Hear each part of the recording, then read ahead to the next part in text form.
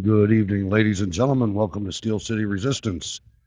My name is Hutch Jr., and I'm located deep down in the bunker in the city of Pittsburgh. And ladies and gentlemen, this is a happy day.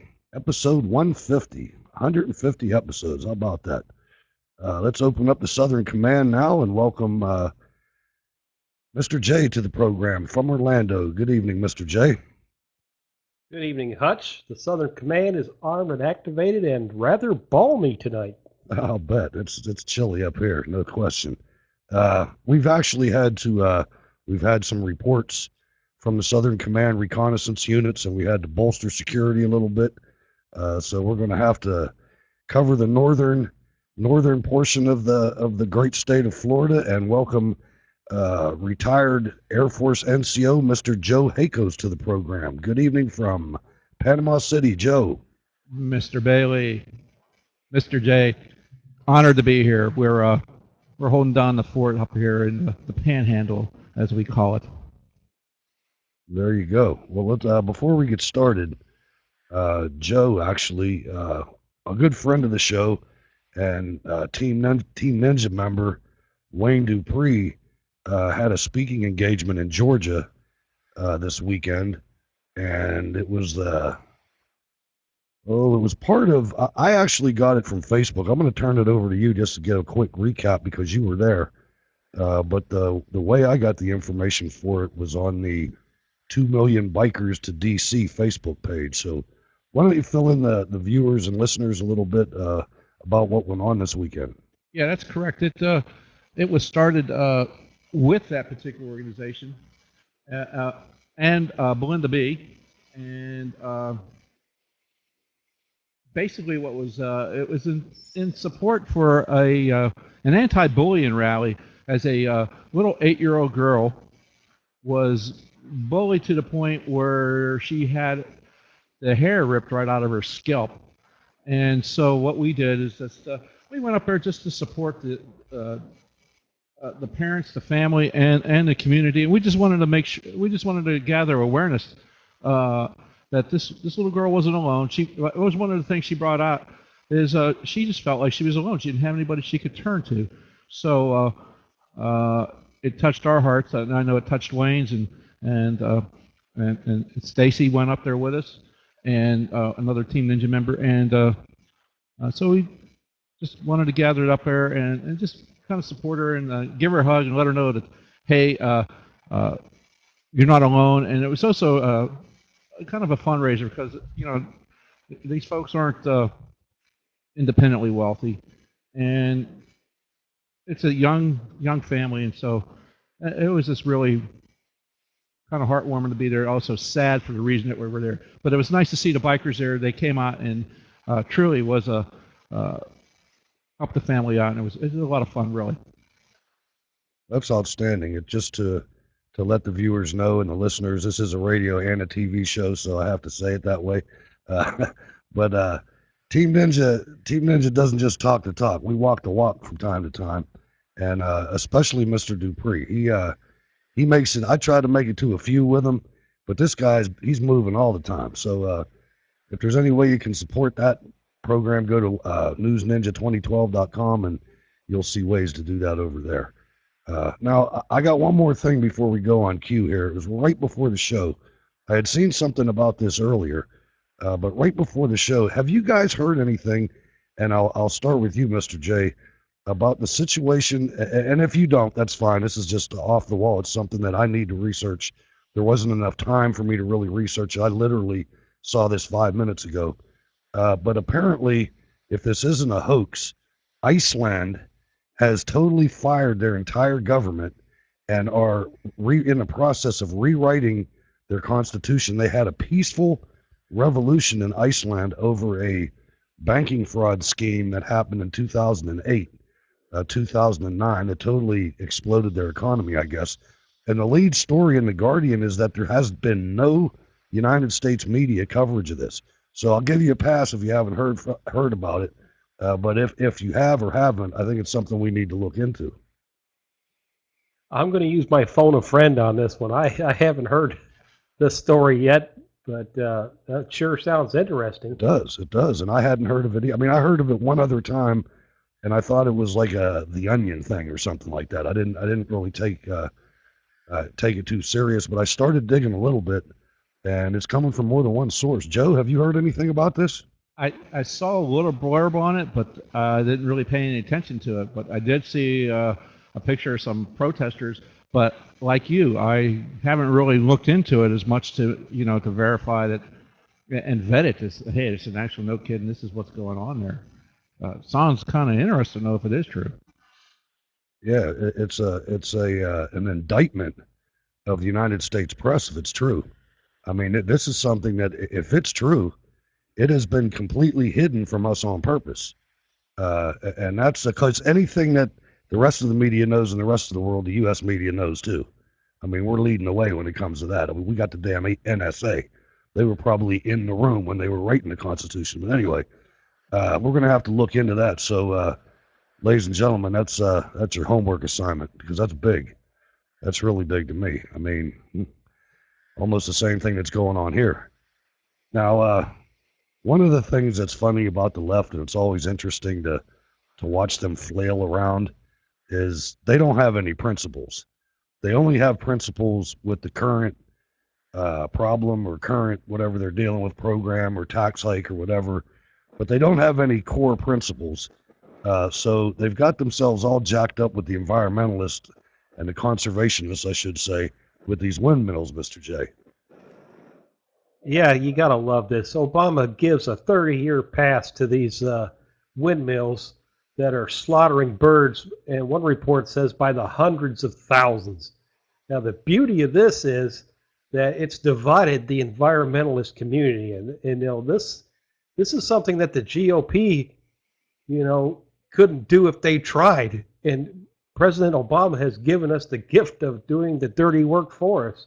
But it just goes to show you that they will do anything to get this green energy thing to work, just like Obamacare. I mean, they'll whatever they have to do, any kind of band-aid just to try to make this thing viable, they'll do. It's hilarious to watch. But I was going to post the bird strike video on here, but I didn't know if it was going to play. But we got the intro going. But you can see on YouTube these birds getting clobbered by these giant paddles swinging around in the air.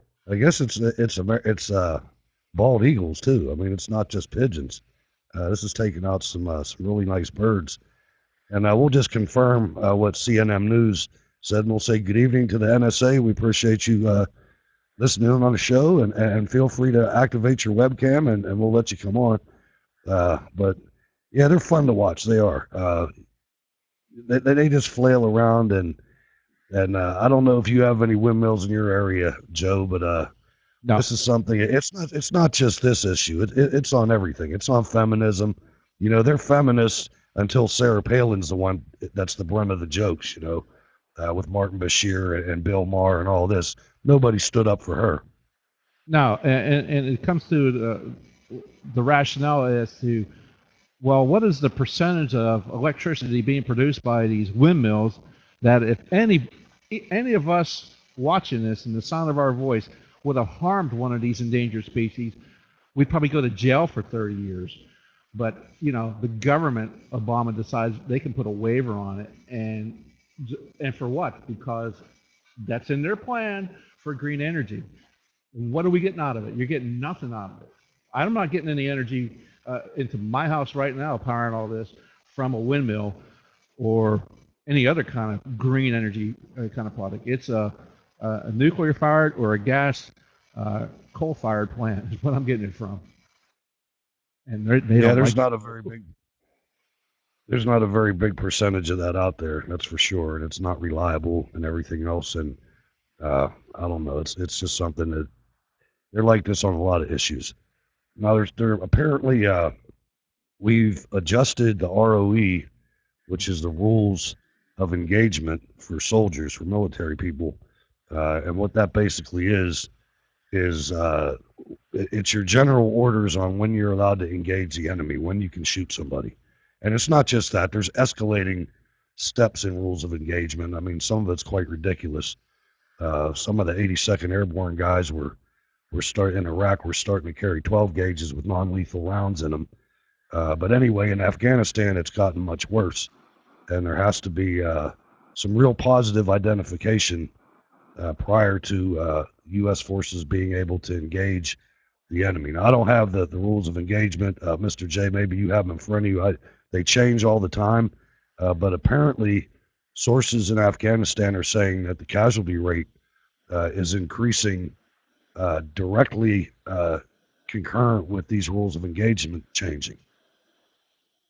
Yeah, it's detrimental to our troops, number one. And I'm just going to talk a little bit about one report that the soldiers, identified targets in a house that had RPGs.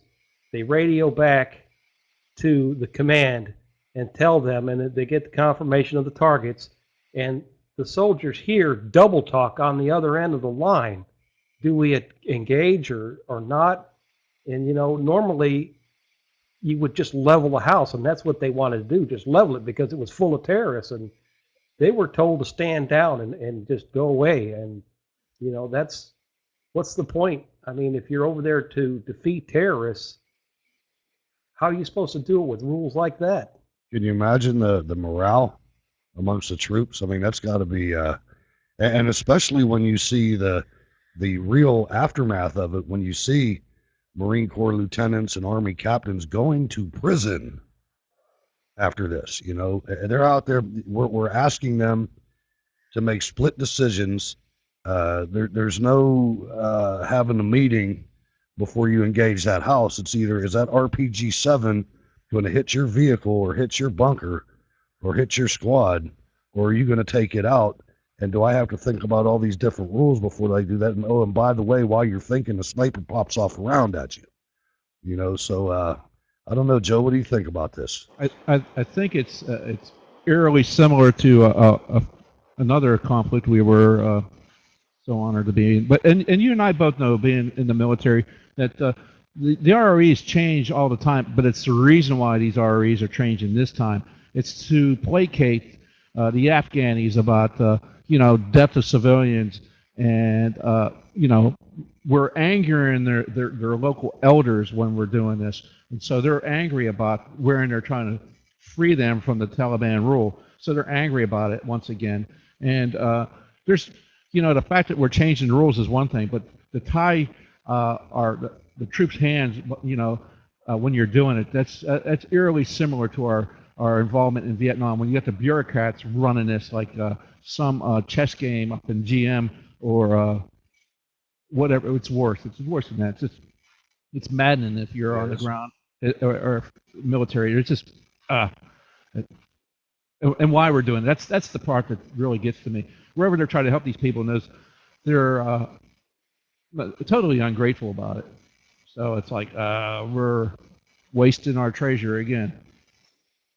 Yeah, this one doesn't end well. I mean, I don't know how it ends. It's I don't know. I have mixed feelings about it that I'm not going to voice here. It's good. It was a good outpouring of emotion and respect and things, at least for most people. This was the anniversary of Pearl Harbor Day when we were attacked by Imperial Japan. I saw a lot of good celebrations and a lot of good memorials and things like that. The social media was really just awash in it. It was nice. Yeah, I hope that people never forget what happened there, and mostly respect the people that were there, that survived as well. And it was good to see some celebrations, but we also got to remember the intelligence failures, not being prepared. I mean, if these guys would have had just a few minutes to get ready, this would have been a lot different. And it's tragic, and a lot of it didn't happen, in my opinion. But these guys were just getting out of bed, and this swarm of planes comes in and starts dropping bombs or whatever. It wasn't an honorable attack by the Japanese, and they knew it. But God bless these guys. on the Sunday morning with torpedo bombs. They sunk a lot of ships. Joe? Yeah, it's a day to remember. Should never forget Pearl Harbor. Those guys, um, that was a we probably should already been part of the Second World War by then, but the isolationists and I mean Roosevelt was already given the Lend Lease and everything to Britain and everything, so we're already involved in it. We were losing ships in the North Atlantic from the Nazi U-boats, but to have the Japanese, you know, deliver their intentions about what was it, an hour or so late, and it was after they'd already bombed us, and it was like, wow. You knew they couldn't be trusted, and they were just intent on dominating that part of the world, and uh, we were pretty much asleep at the wheel on that one. There were some people out there. I mean, you know, we had radar sites that saw them, the formation of planes coming on in, and they just were told, "Oh, don't worry about it. That's nothing out there. It's a B-17 from the mainland." You know, that was pretty large Stand down. formation. Yeah, exactly. Stand down. Don't worry Sounds about it. familiar. But hey, Yeah, and I mean this. the idea is to honor those guys that were there, and for our nation, remember that. You know, they have the ceremonies. Most of the ceremonies that I saw reports were from the USS Arizona, and that's just a submerged tomb, and it should be a place of honor for those folks. Yeah, there were some Japanese tourists that were down in Pearl Harbor and asked the Navy guy there, "Hey, do you know where the Arizona is?" And he said, "Yeah, it's right there where you freaking left it." You know, but it's a little comedy just to keep it light here a little bit. But yeah, this is what happens when in Germany and Japan, when you erase God from a culture and you replace him with a man. This is how far it goes, and that's what happened in both of those countries. Some of the stories haven't even really been told. I mean, if you look into what Japan did in Asia before we got involved, I mean, they were into this in the 30s. You look at the rape of Nanking and what they did to the Chinese and what they did on the Korean Peninsula. I got a chance to serve in Korea in the 80s, and the trees were about 3 inches around. Maybe some of them were 4 and 5 inches around because the Japanese had taken every single tree from the Korean Peninsula. And you hear about Koreans eating dog meat, tejagogi, and it's not what you think. It's not that they like it, but the Japanese took every single piece of livestock from the Korean Peninsula too, and that's all they had left to eat. So they do it now out of remembrance of those days. But that's just another thing. And it's going to lead me into announcing that we are never going to get to all these stories. So if you go to steelcityresistance.blogspot.com and go on the show links page that covers episode 150, we have a lot of material in there, but this is how we roll. Now, another story that hasn't been really reported as much as it should have been or should be is the Ukraine, which has a very violent and tragic history with Mother Russia. I don't know how many of you know it, but in the 30s, uh, Russia basically surrounded the Ukraine. It was the Soviet Union, but they surrounded the Ukraine and starved them out. I mean, millions of people died of starvation. They took everything from their farms, all their grain and everything. And now the Ukraine is trying to make a deal to get in the, I don't know all the exact details, but to get into the European Union. And Moscow is pressuring the government of Ukraine. And there's some violence going on over there, Mr. J. Yeah, it looks like Lenin took a bit of a tumble here, but there is a tug of war going on here, and I don't know about the timing. And timing's kind of weird because it's going to get awful cold over there.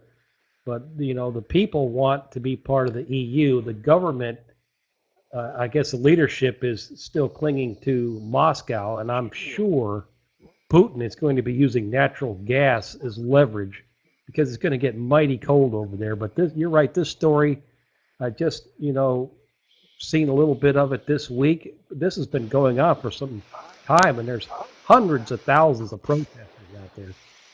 Yeah, they are. And I saw some footage that showed the government response, and it was violent. They were beating the tar out of these guys.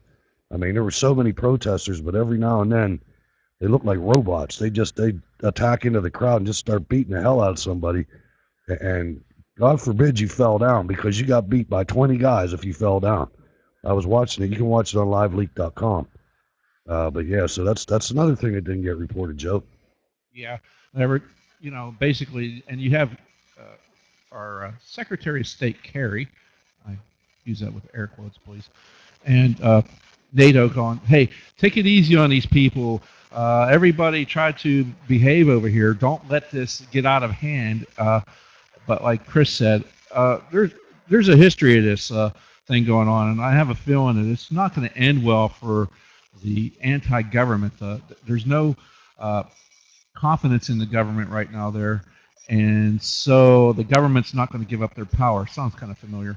The government's not going to give up their power easily, and so I would expect something pretty nasty to happen, I would think. But will we hear about it here? Because I think it's Sunday night, and I don't believe we're going to hear about it on the local or national evening news. So you're going to hear Probably it here. not. You're going to hear it here on the Hutch Bailey Jr. Steel City Resistance with Mr. J. I'm going to start making you say over. Sorry, over. Mr. J, we got a problem with Medicare. It's ticking. This thing's a beauty. We've got, we call it the Medicaid time bomb. What we have is 1.6 million have enrolled in Obamacare. Out of that 1.6 million, 1.46 are Medicaid. So I got out my calculator and did the math, and that's 140,000 actual people that are going to be paying for insurance versus 1.46 million that will be getting it via the taxpayer. So this sounds like something that is going to crash. I mean, you can't fund 1.46 million on 140,000 No, in a real world. this whole thing is going to the dogs. I read an article today that said the day that these millions of employer-based healthcare plans get canceled, that people are going to be hunting for Democrats with dogs. I mean, it's just going to get that bad, and I believe that too. I think that when that happens, when you got the meat and potatoes people, the people that are funding this nation, getting slapped in the head like that, there's going to be problems for the Democrats. Maybe more than they even expect. I mean, it could be something like Iceland, where everybody just goes up to the Capitol and say, "Come on out! All you guys are all fired." You never know what's going to happen with something like this. Now, this next thing, what I'm going to do is I'm going to mention this just because I'm going to wash my hands of it after this. Nelson Mandela did some, or I should say, he affected change that probably needed to happen and could have went a much more volatile, violent way as the change occurred. But that being said, everything else about him is garbage. The guy was a communist. He was anti-United States, anti-God, anti-white people. I mean, I posted him singing songs talking about killing the whites. Some of the things that have happened in South Africa after his release from prison, and he spent extra years in prison, if you'll recall, when he would not denounce Robert Mugabe and things like that were going on. So I'm just going to let everybody get their share. I'm going to say rest in peace. I think you did more harm than good in your life, especially with your evil, just hound dog wife. But I'm going to go around the room here and let you guys get your last dibs in on Mandela, and then I'm not talking about him anymore. Chris. Yeah, I think, he started off good and then he went through a long stint, like you said, about communism and violence. But I think he found redemption. And when he brought in, de Klerk, when he got elected, and de Klerk was part of that thing, I think it kind of remediated some of the problems. And so I think history will look favorably on him. He did have a sordid past, but I don't know. I guess overall things turned out okay in South Africa. I don't know. It's not if you look into that, there's a lot of white farmers still being killed. There's a lot of very poor white South Africans that, I mean, I'm not saying that, that the white South Africans, the Afrikaners, uh, they lived pretty bad there for a while. I mean, I don't know who we are to say anything about that, but again, this is the last time I'm dealing with it. Over to you, Joe. Well, Mr. Bailey, I would like to say that there is probably some change need to happen. You can't have millions of people there being oppressed just because of the color of their skin. And he was the leader for that, but how he went about it, and uh, it just, hope he's in a more restful place now, and I'll just leave it at that. I don't really, I mean, like Mr. J said, the guy, he at least brought in some of his archest enemies to kind of squelch any more violence that was going on, in an attempt to squelch it anyway. So he did show a sense of level-headedness that could be used in our country today, but it's apparently it's not going to happen that way. So I would just like to say, God bless the guy. I wish his family well and his country well. Ladies and gentlemen, your weekly Jihad report. 50, this is for 30 November to 6 December.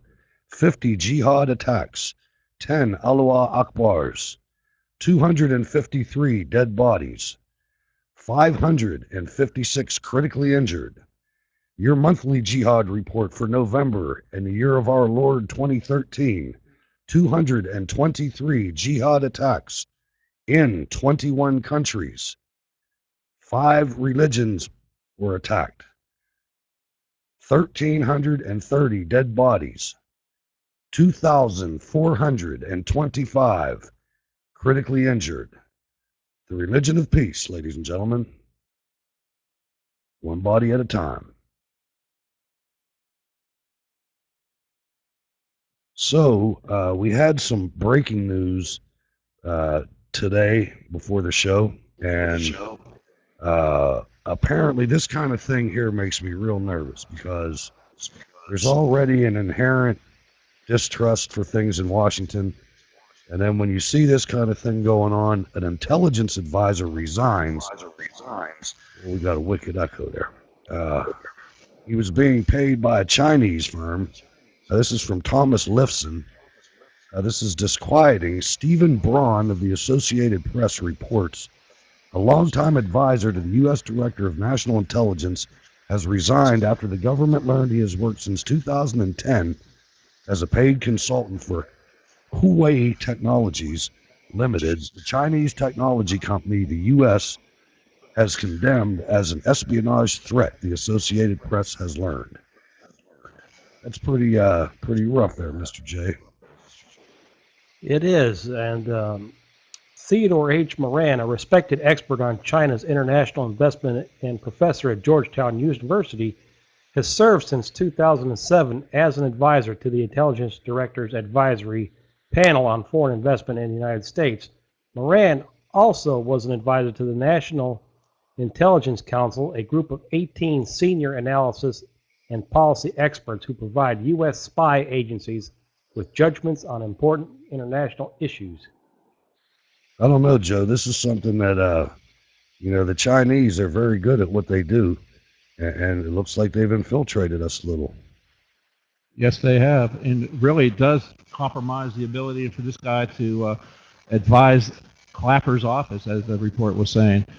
Clapper is the guy, as we probably know, cannot define what jihad is. I think he converted to Islam too when he was working in the office in Saudi Arabia. This guy's a sleeper too. I never trusted him from day one. And you're right. So this does become a problem. It is a problem. The Chinese have, infiltrated all levels of our society, so to speak, the private sector, the government sector, I mean, they're snatching up businesses right off the ground before they even get started here, and set them up with a factory and all the help they could need for cheap labor. And the same thing with the government. I mean, they're obviously infiltrated high level government people and getting what kind of knowledge, intelligence they can get out of them. You know, I saw a panel of techie companies, corporations, big ones, the big guns, not these little offshoots, that said that they have almost double the amount of connections to upgrade software than they sold from China. You know, so they're obviously bootlegging everything, and the U.S. tech economy is getting smashed by this. I'm sure they're reacting in different ways. Our guys are smart too, but it's an infiltration situation, and you got to be nervous when you have this kind of command element in Washington. Yeah, you got to hope our guys are at least, doing the same to their high level people. I don't hear a lot of stories about it, you know, on their end of it, but gosh, you got to hope so because, you know, they're bleeding us out of our intellectual property, our intelligence. Everything they take from us, and put a cheaper price tag on it, or they use it for their own military needs. They devalue their own currency. They manipulate the worth, their value of their currencies to keep the prices low here. But if we get to it, I hope we do. There's a story in this episode about some things are turning a little bit here, and I'll just go into them right now, and then if we get to it, we do. But the price of energy is dropping. I'd like to see that on my heat bill here, my gas bill, but apparently it's getting more expensive to manufacture a widget in China than it is here, and that's something that if we could get the right politicians in place, or more importantly, get rid of some of the other politicians that are putting a halt to this, manufacturing goes where the energy's cheapest. I mean, that's what happens. So if we could caponize, I'll use that term, the EPA a little bit, and ladies and gentlemen that don't know what that is, that's cut the nuts off the EPA. We could get something done here, and I could actually envision. You look at where the Keystone Pipeline is. Now they want to transport crude oil from Canada all the way across the United States to the ports and refine it there. I say what we do is we get some capital, some investment capital. You denut the EPA, and you build a giant oil refinery in the center of Detroit, right in the middle of Detroit, and you pipe that oil right to there. You make a little bit of a left turn, or however you got to do it. Detroit is close to Canada, and then you ship it down to Texas or wherever you want to ship it as diesel and gasoline. You I agree, and save a city and save an industry.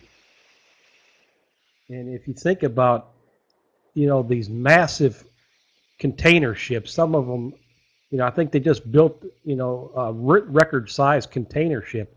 Those things burn thousands of gallons of fuel. And, for these container ships to go through something like the Panama Canal, it cost almost $1 million just for one trip through that thing.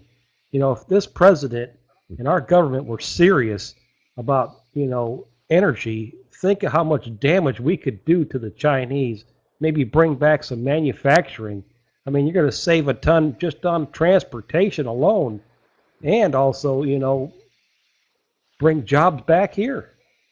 I'll say, I'll say welcome to the show, O. Kendrick Reed. I think it's the first time I've seen you on the show, but yeah, you'd have to use a bulldozer first. Now, I'm not talking about just going in there right the way it is now, but I think there's still a lot of people that live in that area that are living like Escape from New York, and I think that's the perfect place for it. I do. I think you have a workforce that's right there already. There's a whole lot of people out of work. I think they would welcome a non-union job because that would be another stipulation. But anyway, that's just a dream. What do you think, Joe? Well, I mean, they had the oil tar uh, depot that was there, and they closed it down. You know, strictly they say for environmental concerns, but it was run by the Koch brothers, so I think a little ideology was infected there. But to have what you're saying to have happen is for the energy Department of Energy to do the very first mission statement that they were ever brought into see the light of day on, which is to produce American energy for American energy independence. And my goodness, it hasn't done it since. So, Rick Perry, if you're listening, that's one of the departments you were supposed to go ahead and shut down in the last presidential election, if you recall. Nice. So what's happening with the rifles and shotguns, Mr. J? It looks like De Blasio is gonna just dive right in. Yes, the New York City Police Department is sending out letters telling gun owners to turn over their rifles and shotguns or else face the consequences. New York City's ban on rifles and shotguns that hold more than 5 rounds is now being enforced. According to a letter by the NYPD, it is sending out to target city gun owners. So here we go. I mean, Okay, you we're not voted talking. for this. Okay, so it's not handguns because I don't think you can buy a handgun that has a magazine that holds less than 5 rounds. Nope, it's rifles and shotguns. No. And, Stossel did a interesting piece on this weekend. I don't know if it was a rerun, but he talked about the gun laws there and how hard it is to get a concealed permit. And basically, you have to know somebody for them That's to issue you a concealed permit, and it takes like well over a year. Unbelievable. And he was John Stossel, and they declined him. You have to prove that you have a threat against you just to get one. I was like, oh my God, how far we have fallen. you look at the language in this letter, and it just cries out with the arrogance of these statists. Immediately, this is number one. Immediately surrender your rifle and or shotgun to your local police precinct and notify this office of the invoice number. Really? I mean, the arrogance of that statement is like, kiss my no. I'm Number just two, permanently remove your rifle and or shotgun from New York City and provide the following: disposition report, registration certificate, notarized statement of permanent removal, utility bill or other proof of residency regarding the address where the firearm will be stored outside the city of New York. Amazing. It's what commies do, though. The guy's a communist. That's what they do. They go after the guns. And he's not even hiding it. And the thing, you need to have a threat against you. Well, the threat against you is living there. yeah. That's the major threat, and you got to prove it. It's just, it's Nuts. insane, is what that is. It's Yeah, just they're absolutely nuts. insane. I can't believe they elected that guy. Now they asked in the chat room, what do you think of biofuels? And I like to keep engaged with them. I'm for bio. Let me put it this way: have you ever gone into a hotel room with the new? Because they all have those new fluorescent light bulbs. Have you ever tried to read in a hotel room? You have to turn every single light in the whole place on, including in the bathroom, and you got to open the curtains because that's the only way and you can't read at night because these places are so dingy. Now, they were forced on the market. They closed the last incandescent light bulb company in Winchester, Virginia, about a year ago. And so that's all that's being manufactured here anymore. So we're forced with these ridiculous lights. Now, technology, on the other hand, has advanced to the point where I'm getting ready to replace all my halogen floodlights out back with LED floodlights because the technology has advanced to the point where it's cost effective for me to do that. It's a better product that shines more light than the old product did, unlike the fluorescent lights that the Republican congressman pushed to be the law of the land. Now, with biofuels, the way I feel about biofuels, first and foremost, if you're talking about ethanol, I think it is arrogant for us to burn our food supply. I think that is ridiculous and unnecessary and crazy. That being said, if you can show me that it's better in the marketplace, not politically, but it's better for vehicles and for all these other things in the free market, and the free market picks it up and runs with it, then I'm fine with it. I would say there are some promising, things going on with biodiesel, but I got to tell everybody that, everything has consequences. There's going to be a downside to anything we do, and if the technology gets there and this product is viable, I don't have a problem putting biodiesel in my truck as long as it doesn't sludge it up. But it's got to be feasible, and we got to, if you can't mitigate the downside of it, it's going to be a problem. And I revert back to our windmill bird killing machines. Well, I think Hutch hit on the key to any alternative fuel sources that we might use in the mass production type of way, and that is the free market will figure it out. Right now, it's never going to figure it out because all of these things are subsidized by our tax dollars, including the windmills and especially ethanol. And I'm sure Chris knows that down here in the lovely state of Florida, we hate ethanol because people down here have a lot of boats. And these boats, you're not in them every day. Not everybody's a commercial fisherman. So when that ethanol sits in those nice little gas tanks in our boats, it eats every bit of plastic and the line and everything, the carburetors and the diaphragms and everything in there, and it just ruins them. So ethanol it's a horrible thing. I hate burning ethanol. In fact, I don't burn it in my car because I don't like to do it. And for the fact that I get better gas mileage without the ethanol. So really, what are you saving when you have it in? You're just subsidizing the government program. That's all that is. It's a subsidized government program. We need to get away from that. We need to have the free market work on it. When the free market takes over, you're going to find something that works, whether it be, I don't know, hydrogen fuel from water. Whatever it comes to be. But the free market will figure it out, and it'll be best for everybody.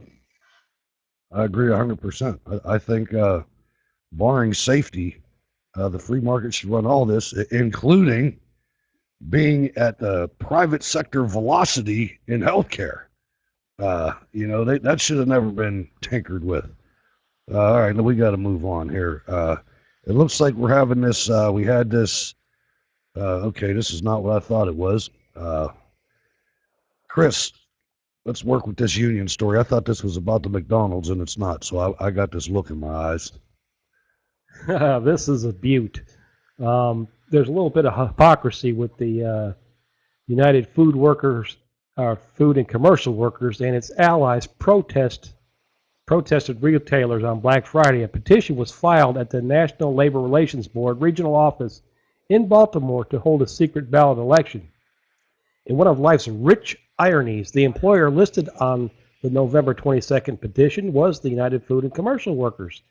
It seems that 1 week before the UFCW bosses launched their latest assault against retail giants Walmart and Target in order to unionize them, are finding themselves the target of a union campaign to unionize their workers inside the UFCW headquarters in Washington. So, gotta love that. Being from Pittsburgh, it's always near and dear to my heart when I see unions crash and burn on one another. That's something you wouldn't believe how many people are pro-union still here. I guess they haven't been around long enough. Joe knows what I'm talking about.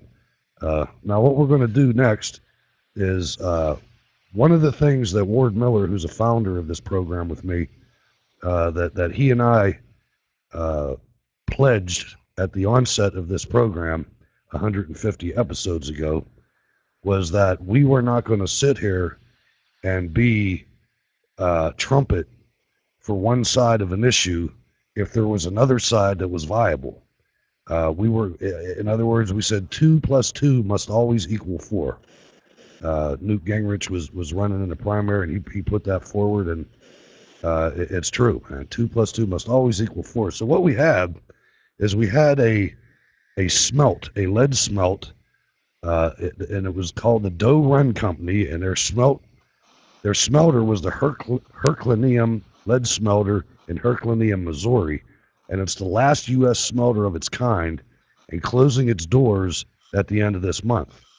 And there was a lot of stories that went out initially, uh, thinking that this was something Obama was doing, and that the ammunition supply in the United States was going to go away, and it was very believable, and very knee jerk in my opinion, and my knee jerk too. As we were reading the initial stories, it did look like a plot, and I will say it is a plot, but it's just not Obama's plot. This started at the EPA. I think it was around 2005. You guys can correct me when I get to you, but it's been ongoing for a long time, and it does make you a little nervous when you have the only lead manufacturer left for this is for virgin lead. This is smelted lead from minerals or however they do it, but it is not ammunition manufacturer lead. Lead that is used for manufacturing ammunition comes from secondary lead smelts, which this company has also, that recycles lead from car batteries and from tire weights and fishing tackle or whatever, all kind of different recycled lead. Every single ammunition company in the United States uses that lead. So we just wanted to bring you both sides, and Mr. J came back to me with something very relevant, and said that like he remembers the shortages of metals during World War II. There's a possibility that we would need more lead than we have now if you had some surge. And I don't think it's a good idea. I think this is something Republicans should get involved in and reverse this ruling that the EPA came up with, and or give them subsidies or something. I don't know what the answer is, but I think that we should have the capability to make our own lead, Mr. J. I agree, and Alan West did one of the articles on here where we used. Alan West wrote a big write up on it just as soon as this story hit, and it seemed like an ammunition story. It's not an ammunition story. It's a EPA regulations story, and it just costs them too much to try to make this factory in compliance with EPA rules. That being said, this is just one in a long line of other companies that have been attacked by the EPA.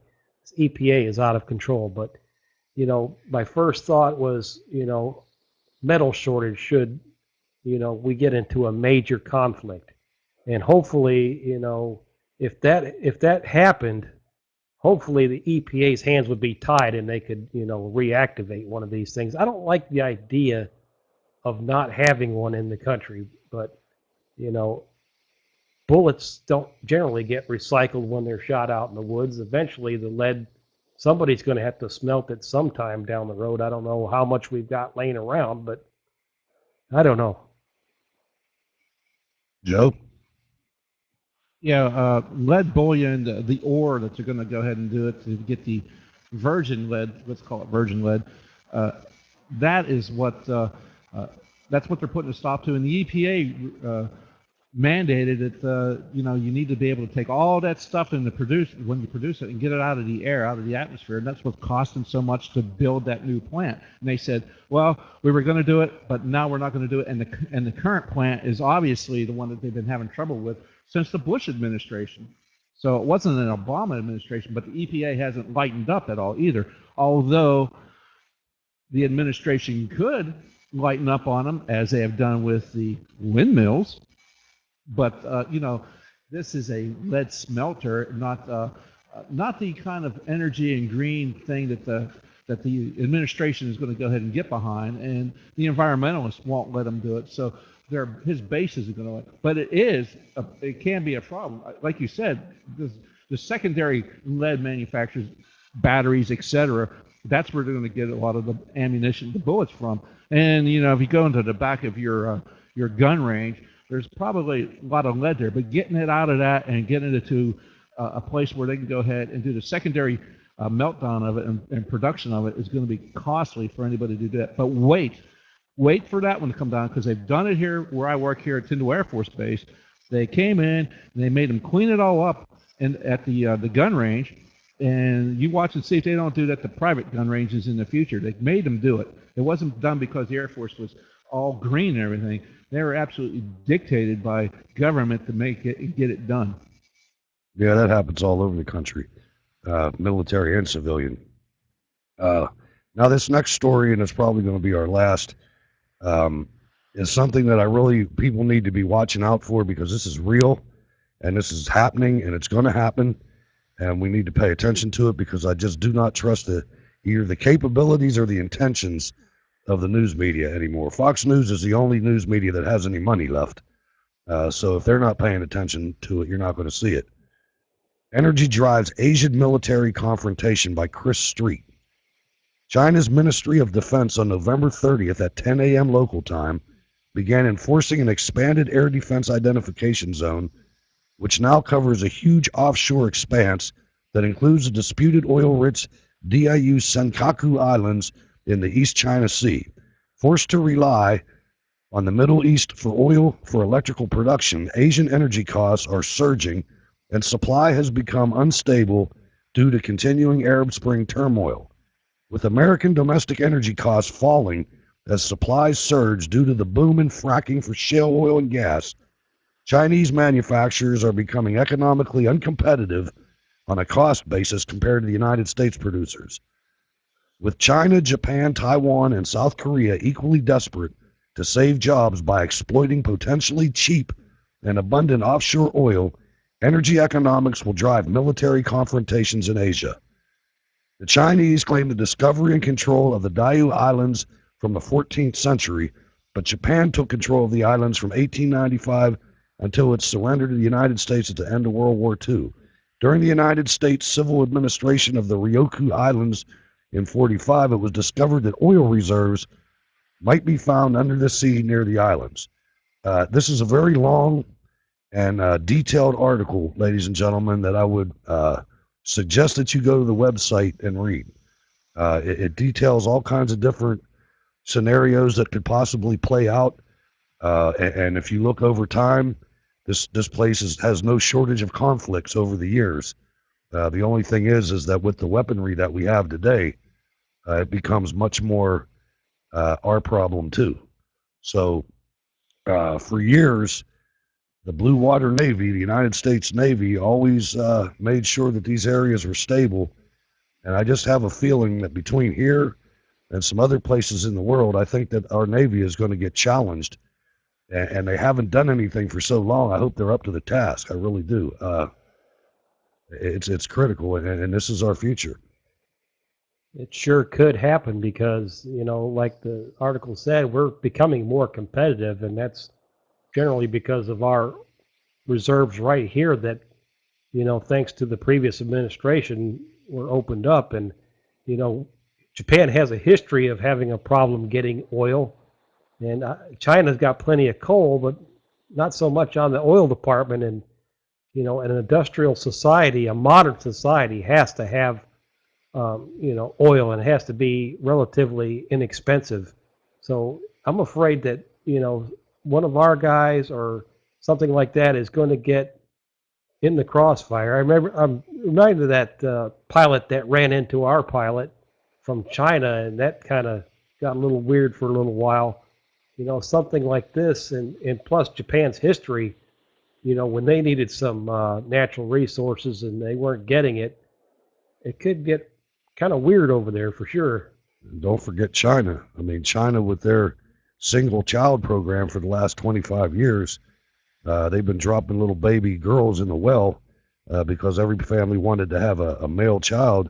Now you've got a surplus of military age males in China. Don't forget about that, because real is real. and that's real. Joe. Yeah, the fact is that they are looking out for themselves.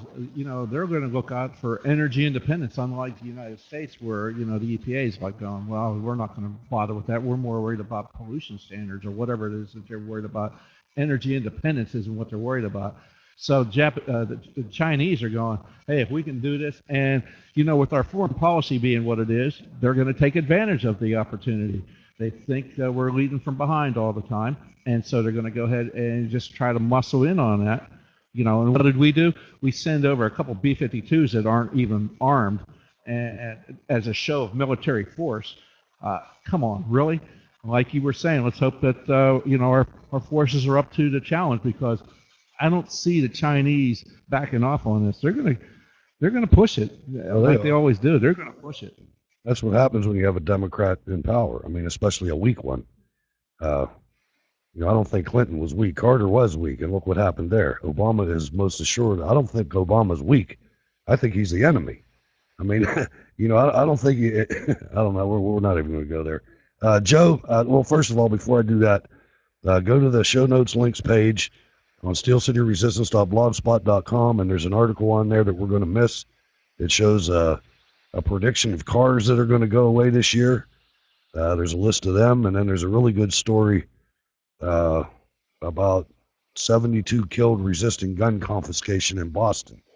That's a good story to check out, and I'll just leave you hanging with that. Joe, thank you for stopping by the program this evening. We're glad to have you on here.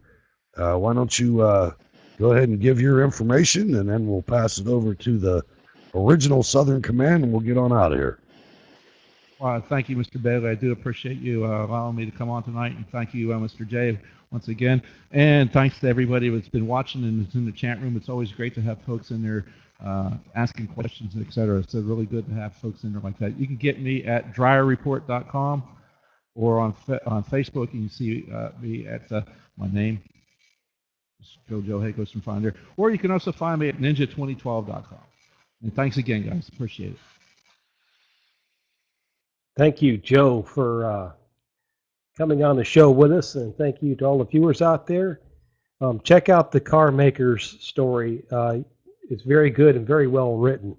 You can find me at Chris Ivan at Facebook, or at mrjausa.com, or mrjausa at Facebook, Twitter, and Tea Party community. We will see you next time. Thank you, Chris and Joe. Appreciate it, ladies and gentlemen. Saw some new people in there, some regulars. Ogie's dad, to be or not to be, Hayes, Scott Smallwood, Terry Jung, CNN News, Ryan Kraft, and welcome aboard, Kendrick Reed. We appreciate the interaction, and we appreciate you watching the show, or those of you listening to the show. You can download the show from iTunes for free. The show is search for Surrounded in Pittsburgh, Steel City Resistance, and you can do that for free. I'm glad that you allowed us into your life for an hour. You can catch me on Berg's Eye View on Twitter. I write for News Ninja 2012 on occasion, and you can catch us at steelcityresistance.blogspot.com. Thanks again, ladies and gentlemen, and we will see you next week. God bless.